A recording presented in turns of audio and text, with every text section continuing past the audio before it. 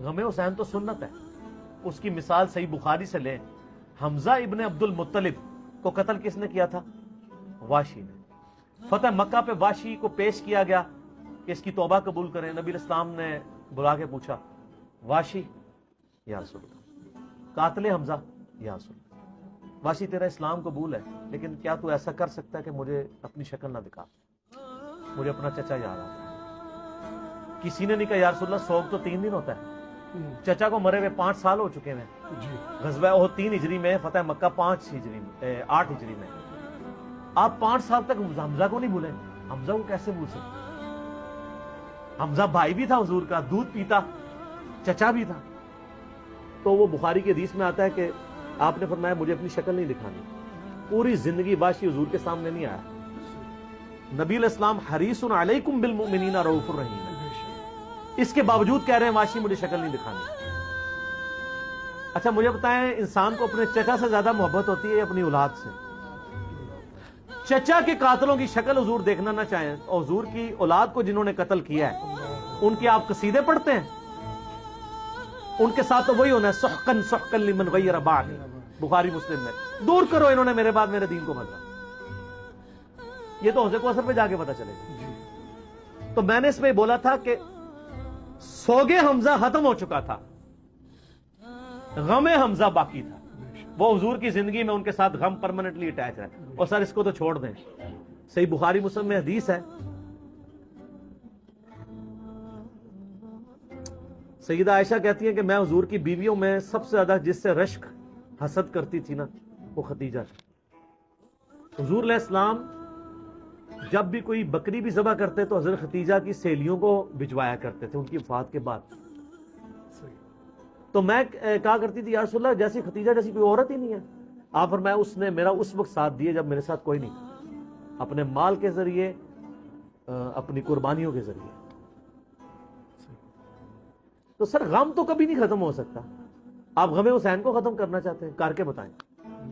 جناب 900 سال تک ممبر آپ کے قبضے میں رہے ہیں، تینوں براعظم آپ کے قبضے میں رہے ہیں، لیکن آپ آل امیہ اور آل عباس کی بدماشیوں کو چھپا نہیں سکے.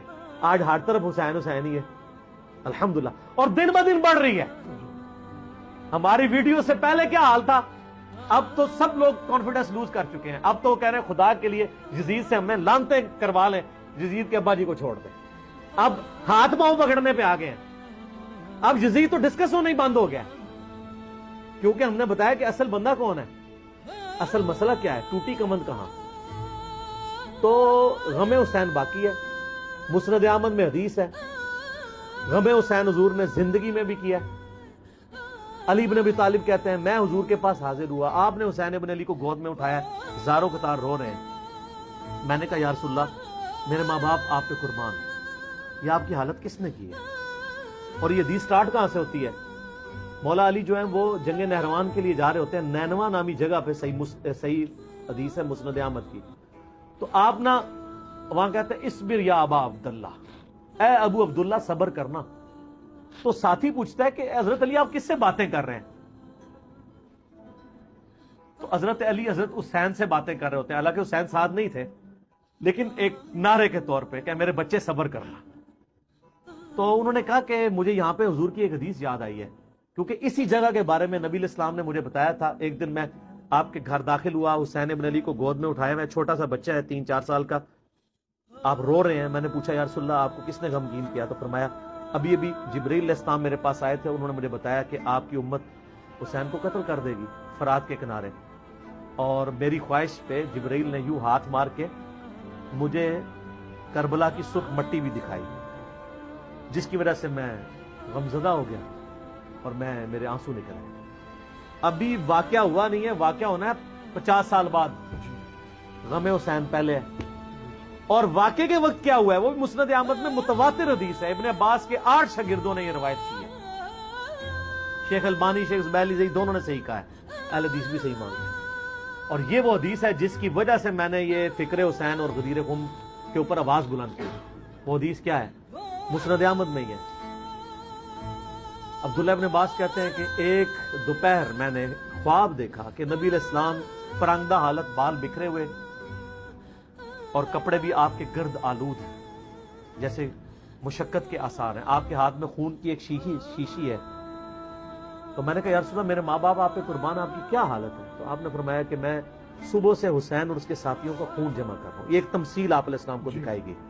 یہ نہیں تھا کہ آپ وہاں فزیکلی موجود تھے, ایک تمثیلاً دکھایا. تو کہتے ہیں میں گھبرا کے اٹھا, ابن عباس کہتے ہیں میں نے وہ دن اور تاریخ یاد رکھی, اور بعد میں ظاہر وہ انٹرنیٹ نہیں تھا, ٹیلی فون نہیں تھے, کئی ہفتوں بعد خبر آئی کہ اسی دن یعنی 10 محرم 61 ہجری کو حسین ابن علی کو مظلومانہ شہید کیا گیا ان کے ساتھیوں کے ساتھ. تو غم حسین تو نبی علیہ السلام کو اللہ کی جنتوں میں بھی ہے, اور میں اہل حدیثوں کے لیے اور دیوبندیوں کے لیے, کیونکہ ان دونوں کا مشترکہ روحانی ابا جی ہیں اسماعیل دہلوی, جس نے وہ گستاخانہ کتاب تقویۃ الایمان لکھی ہے, لیکن اس میں اس نے صحیح باتیں بھی کچھ لکھ دی ہیں. تذکیر الاخوان ما تقویۃ الایمان چھپی ہوئی ہے, اس میں اس نے لکھا ہے کہ یہ حدیث اس بات پر گواہ ہے کہ نبی علیہ السلام حضرت حسین کی وفات پر جنت میں بھی غمزدہ ہیں. اور اس کتاب میں وہ جگہ جگہ لکھتے ہیں یزید پلید. یہ تو سعودیہ ایران کی ٹسل کے بعد یہ یزید کے دفاع کرنے والے اہل حدیث ہیں, ورنہ میں آپ کو حلفیہ کہتا ہوں کہ ناصبیت اور یزیدیت کے خلاف جتنا کام کیا نا وہ اہل حدیثوں نے کیا.